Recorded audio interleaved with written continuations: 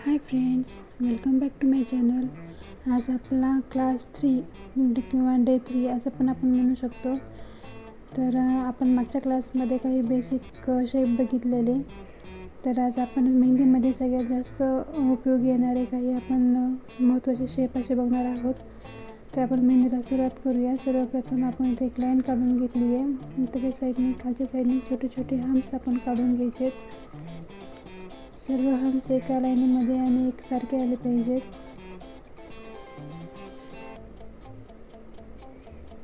त्यानंतर आपण ह्याचीच परत दुसरी डिझाईन बनवण्यासाठी परत एक लाईन काढली आहे आणि आपण खालच्या साईडने परत छोटे छोटे हम्स काढतोय.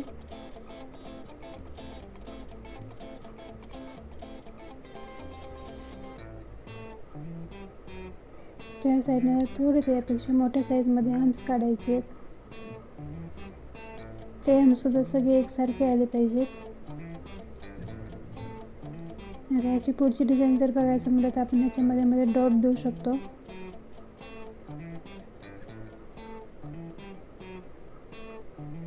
आणि जे नेक्स्ट लेवल बघायचे असेल तर आपण ह्याच्या खालच्या साईडने त्याला आउटलाईन करून घ्यायची आहे आणि त्याच्यामधली जी स्पेस आहे, मोकळी स्पेस, तिथे आपण मेहंदी भरून घ्यायची आहे. मेहंदी थोडीसुद्धा बाजूला वगैरे नाही गेली पाहिजे. त्यांनी आपल्या मेहंदीला छान असा लुक येतो. तुम्ही जर इथं बघू शकता, जर लाईन काढली आणि त्याला खालून असे जर छोटे मोठे वगैरे हम्स आले तर त्याच्यामध्ये फिनिशिंग एवढी व्यवस्थित दिसत नाही. जर खालचे छोटे मोठे हम्स आले तर वरच्या जी डिझाईन आहे त्याला फिनिशिंग वगैरे काही राहणार नाही आणि तुमच्या मेहंदीला इतका काही लुक येणार नाही. त्याच्यामुळे तुम्ही याची व्यवस्थित प्रॅक्टिस करायची आहे. नेक्स्ट आहे, तुम्ही जितकं पण डिझाईन काढता सर्व डिझाईनमध्ये हम्स ही डिझाईन कॉमन असणार आहे. लाईन काढून झाल्यावर आपण याला आणखीन एक लाईन काढायची आहे.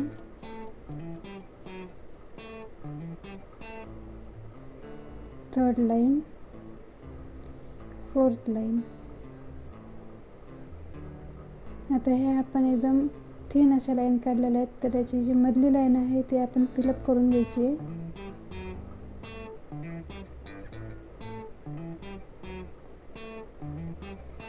आता हम्स काढण्यामध्ये खूप वेळ जाऊ नये म्हणून मी त्याची स्पीड वाढवली आहे.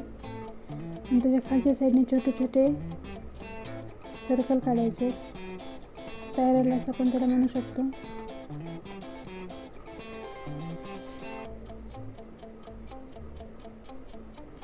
अगोदर काढलेले 4-5 स्पायरल हे छोटे छोटे होते, त्याच्यानंतर मी थोडे मोठे काढले आहेत. त्याला खालच्या साईडने असं कव्हर करून घ्यायचं आणि वरती केल्यासारखी इथली पण मधली स्पेस फिल करून घ्यायची आहे.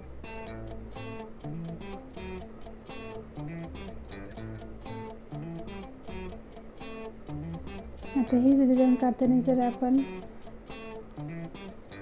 अशी एक लाईन घेतली आणि खालच्या साईडने हम्स काढून झाल्यावर तुम्ही आणखीन एक प्रकारचे स्पायरल काढू शकता, ज्याच्यामध्ये आपण असा राऊंड घ्यायचा आहे आणि मधल्या साईडने मोठा डॉट द्यायचा आहे.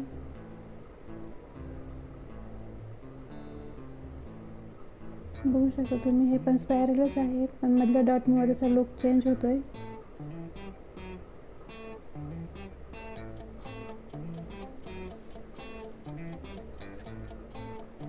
किंवा अशा प्रकारचे 3 लेअरमध्ये स्पायरल काढून त्याच्यामध्ये डॉट घ्यायचा आहे. त्याचा आकार थोडा मोठा होतो. आता याची जर डिझाईन काढायची म्हटलं तर आपण मोठ्या साईजमध्ये एक स्पायरल काढूया.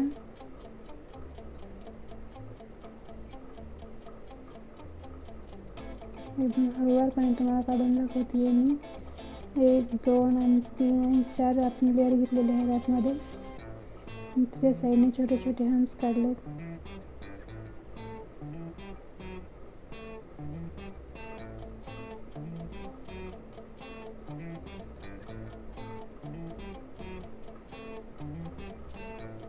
तुम्ही मेहंदीची प्रॅक्टिस ही कंटिन्यू करायची आहे. जर तुम्ही 1-2 दिवस प्रॅक्टिस केली आणि नंतर जर मध्ये गॅप घेतला तर तुमच्या त्या प्रॅक्टिसचा काहीच उपयोग होणार नाही आहे.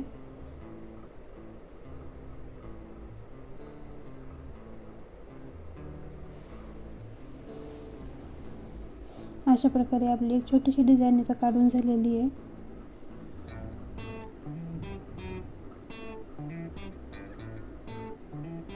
नेक्स्ट डिझाईन आहे,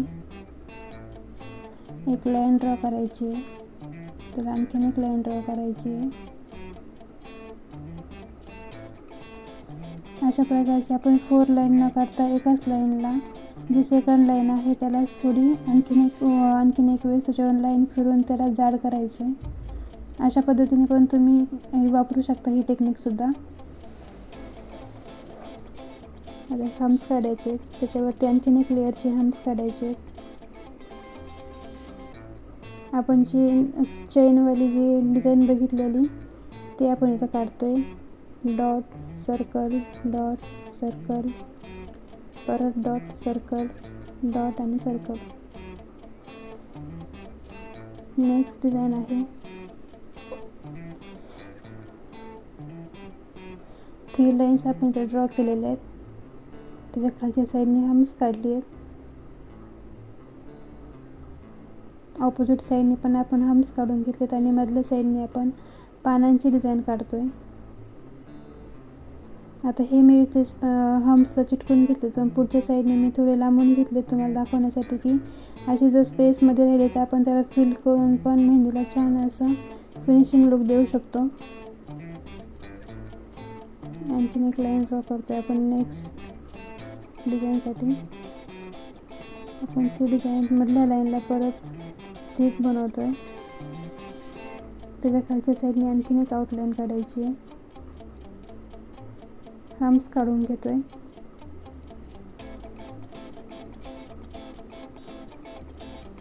त्याच्या खालच्या साईडने आपण पानांची डिझाईन काढतोय.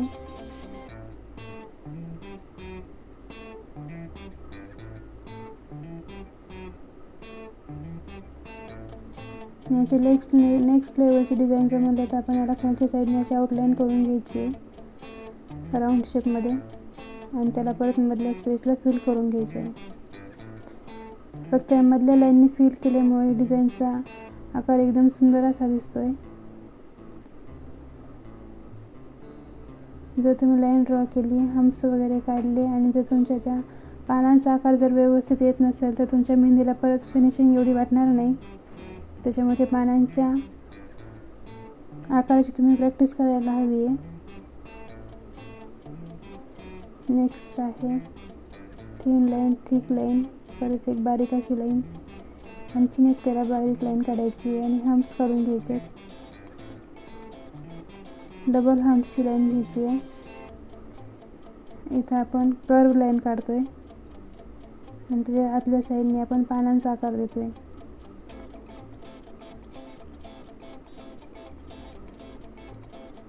नेक्स्ट लेवल म्हणलं तर आपण ह्याला कवर करून घ्यायचं आहे. नेक्स्ट डिझाईन आहे 3 लाईन्स, हम्स,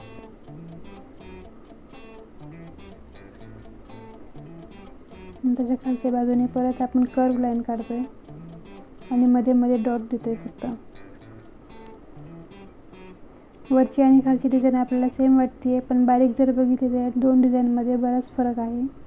ते तुम्हाला हातावर ब्रायडल मेहंदी वगैरे काढताना लक्षात येईल.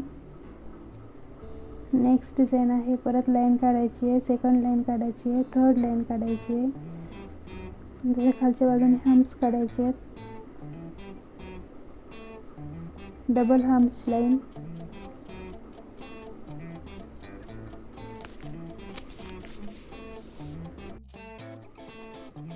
ही डिझाईन पण मेहंदीमध्ये खूप सुंदर दिसते.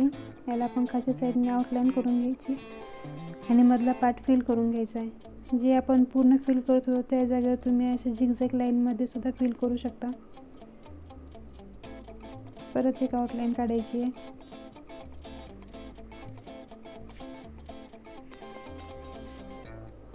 नेक्स्ट लेवल आहे, लाईन घ्यायची आहे, second line, third line, fourth line, मधल्या लाईनला फिल करून घ्यायचं आहे.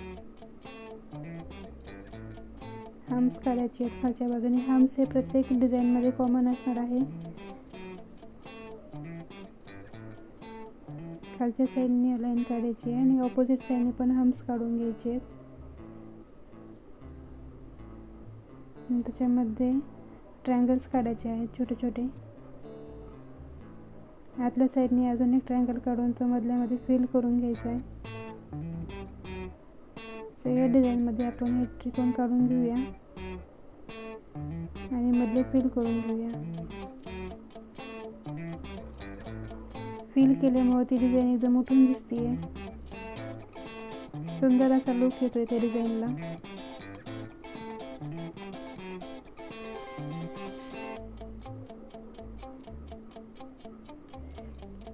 नेक्स्ट डिझाईन आहे, याला आपण आउटलाईन करून घेऊया. नेक्स्ट आणि लास्ट डिझाईन आहे आपली.